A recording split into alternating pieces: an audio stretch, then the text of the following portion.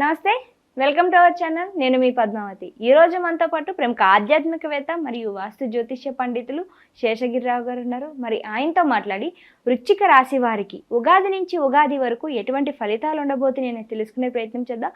మరి మీరు కూడా వీడియోని ఎక్కడా కూడా స్కిప్ చేయకుండా పూర్తిగా చూసేయండి. నమస్కారం గురువు గారు.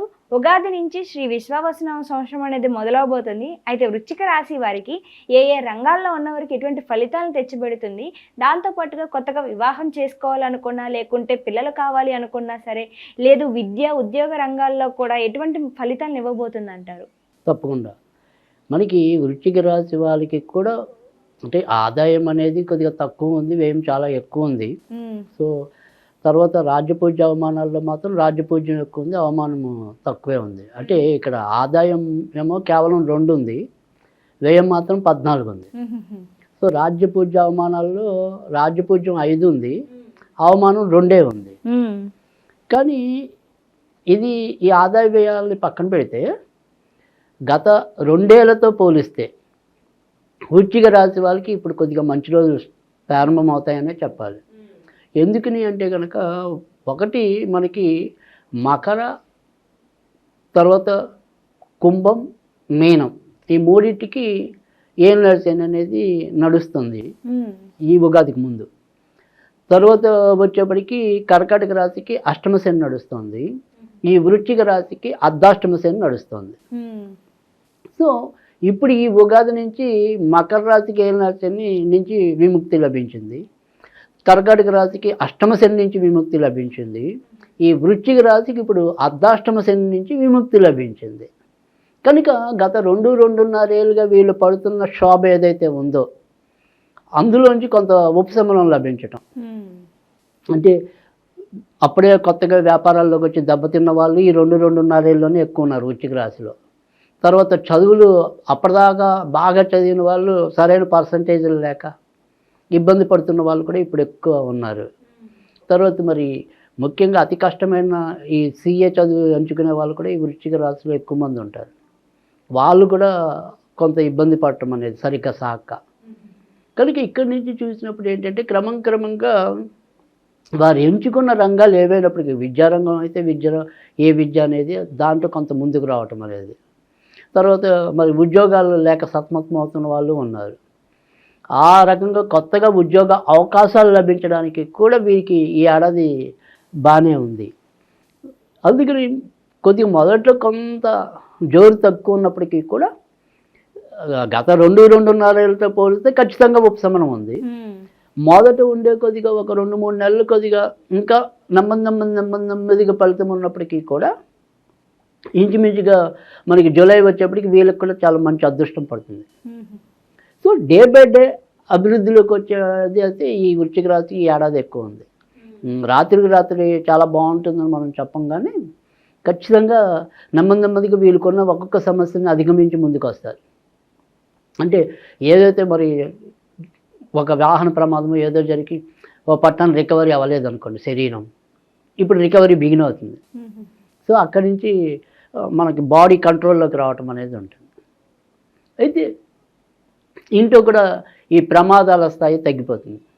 అంటే గత 2-2.5 ఏళ్ళు ఎవరైనా వీళ్ళలో ఈ దీర్ఘకాలిక రోగాలతో ఉన్న వాళ్ళకి కొంతవరకు గండ పరిస్థితులు ఉంటే వాళ్ళు ఏదైనా అలాంటి గండాలు తప్పించుకుంటే ఇంక ఇక్కడి నుంచి వాళ్ళకు కూడా బాగానే ఉంటుంది. కనుక అన్ని రకాలుగా చెప్పాలి అంటే కనుక ఇటు విద్యార్థులకు బాగుంది, ఆరోగ్యం లేక సతమతం అవుతున్న వాళ్ళకి ఆరోగ్యం వచ్చే అవకాశాలు ఉన్నాయి. కనుక ఇక మరి తర్వాత వచ్చేప్పటికి వ్యాపారస్తులు కూడా నెమ్మదిగా ఈ మందకోడితనం నుంచి తప్పించుకోగలుగుతారు. ఇక్కడి నుంచి మనకి నెమ్మదిగా గతంలో తాలూకు ఏమైనా అప్పులు ఉన్నాయి. అందుకే ఇక్కడ ఏంటంటే అంతగీతం అంతా కూడా ఇబ్బంది పడిన దాన్ని తగ్గించుకుంటూ రావటం వల్లే వీళ్ళకి వ్యయం ఎక్కువైనట్టు కనిపిస్తుంది.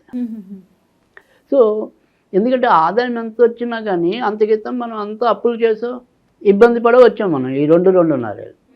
ఇప్పుడు మనం ఎంత సంపాదించినా అంతగీతం అప్పు తీర్చడానికే సరిపోతుంది కదా, అందుకని అది వ్యయమే అంటుంది.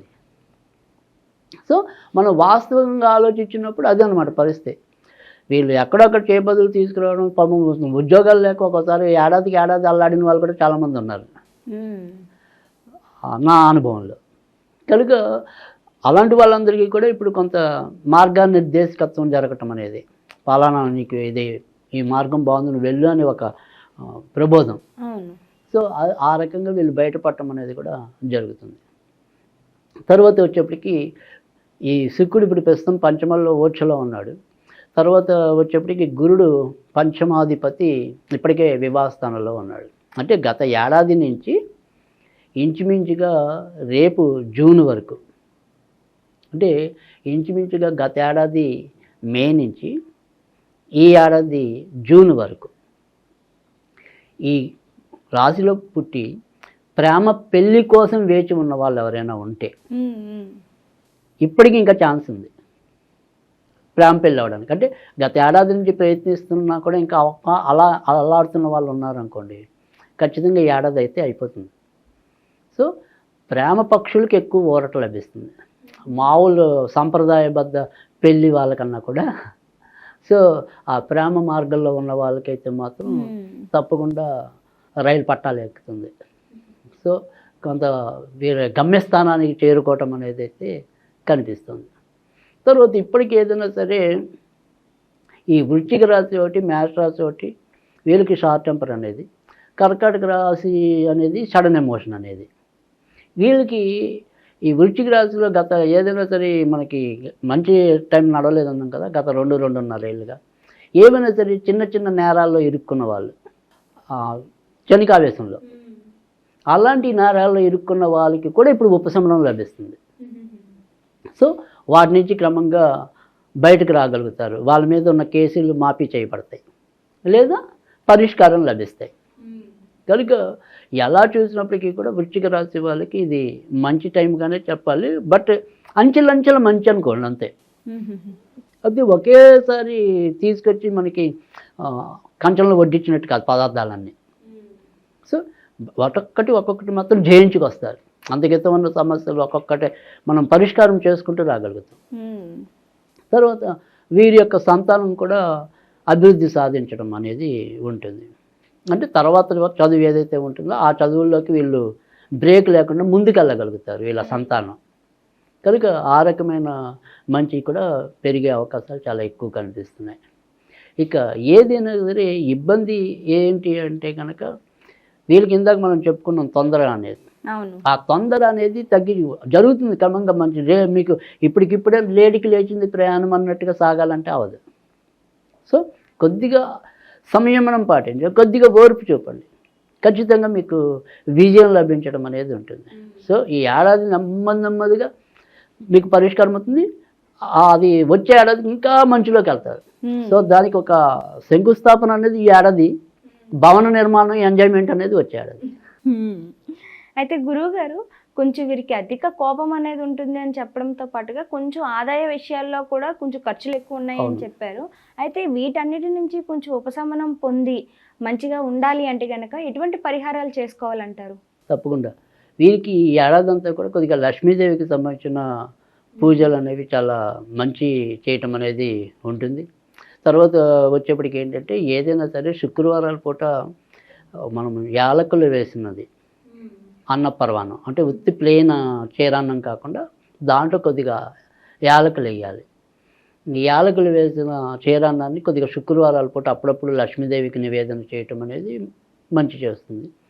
ఇక అలా కాకుండా ఏదైనప్పటికీ కూడా కొద్దిగా సోమవారాల పూట పంచదార, పాలు, తర్వాత బియ్యం ఈ 3 కూడా తీసుకుని ఏదైనా చెట్టు లేదా మొక్క మొదల్లో వేయటం, ఈ రకంగా సోమవారాలు చేయాలి. శుక్రవారాలు మాత్రం లక్ష్మీదేవికి డైరెక్ట్గా క్షీరాన్నము యాలకులతో ఆ రకంగా నివేదన చేసినట్టయితే తప్పకుండా ఉత్తమ ఫలితాలు లభిస్తాయి.